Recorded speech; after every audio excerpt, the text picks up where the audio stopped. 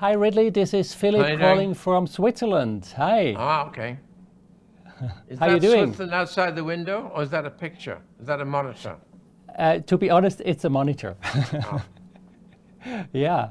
And you're in London or in the States, or where are I'm you? in LA. I'm in LA, yeah. You're in LA. Okay, good, good. So first of all, congratulations. What a movie. I enjoyed every single minute of it. Thank you.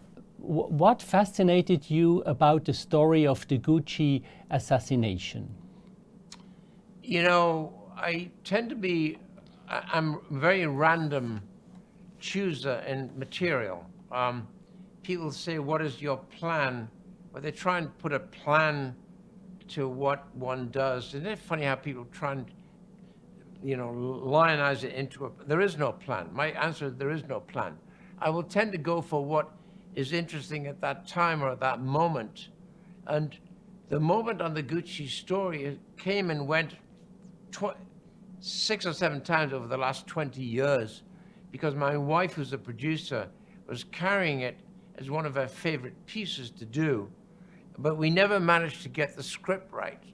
The combination, the appropriate and satisfactory combination of the personal story of self-destruction of a family into somehow dovetailed, grafted into the fashion industry.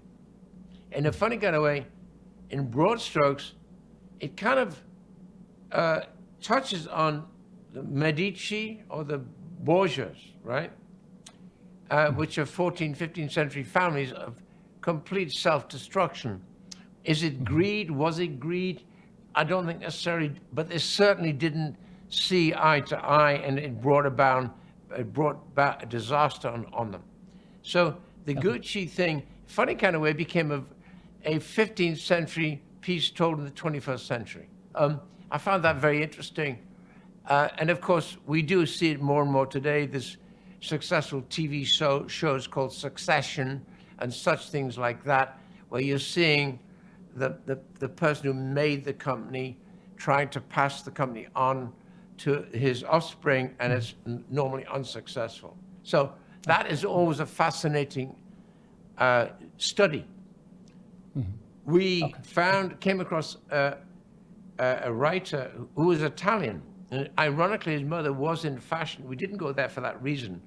But he'd written something, a smaller film for me at the company, for me to produce.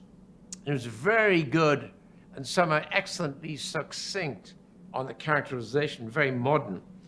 So it's almost like the last run, the last try. I said, you want to take a look at this, see what you think. And he delivered a script within about 5 or 6 weeks, much to my shock. Oh my God. And I said, I'll do this. And that's how I started. So it's a bit of a long story. That's what happened. Okay, okay. So we are talking about an amazing cast like Lady Gaga, Adam Driver, Jeremy Irons, Al Pacino, and of course, Jared Leto. How long does it take each day for Jared Leto to look like this? I hate to say, I think he started at 4:30 a.m. every day and was relentless and never gave up even past 5 o'clock. He was still standing. Oh my gosh, okay, okay. So in one scene, Gucci goes to Switzerland to skiing. Where did you shoot that? I guess that wasn't Switzerland, right? No, I think it was northern Italy. We're getting right up there, but I think it was northern Italy. Yeah, I think it was near the Dolomites, honestly. Okay, okay. I don't know. I just remember I was flown up there, driven up there, and I'd approved the location. That was it. Kind of spectacular. Okay. Yeah. Okay. What should the audience take away from the film? First of all, I hope they're amused by it, and I hope they're enjoyed by it. And I don't want to talk about it philosophically, otherwise it might sound like a history lesson. It ain't a history lesson at all. I think, with this thing, I decided that it must be, above all things, otherwise it ends up in a biopic, which is boring. It must be entertaining. And I saw in this story a lot of humor, a lot of comedy. So in a funny kind of way, you can argue it's satire. But for the general audience, I don't want to use the word satire because they're going to scare them off. They think it's going to get intellectual and intelligent.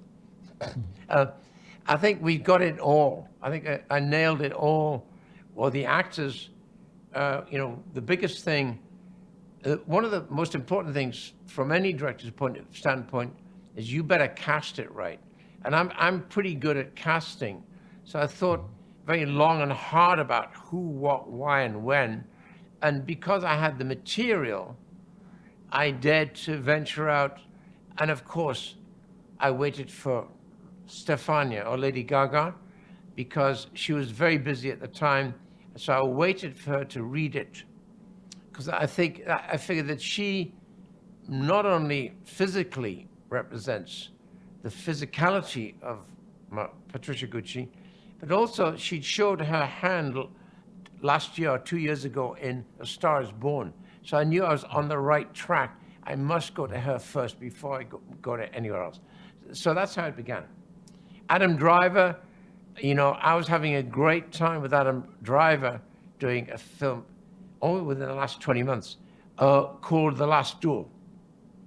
So Adam Driver is the bad boy in that. He's the very bad man.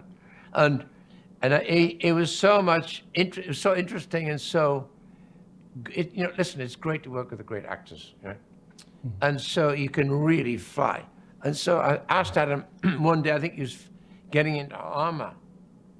I said, listen, I've got a script that's come in, it's very interesting. He said, what? He's trying to fasten armor. I think I mentioned it then, that he should read it. He said, all right, I'll read it. And he read it and he committed. And then you got Al, then you got Jared, then you got, you know, the whole 9 yards. Unfortunately, my time is up. Ridley, thank you so much talking to us. I hope that was helpful. I wish you best of success with that movie. A Merry Christmas and a Happy New Year. I hope I see you soon for another one. Same to you. Bye-bye. Thank you so much, sir. Bye-bye. Bye-bye.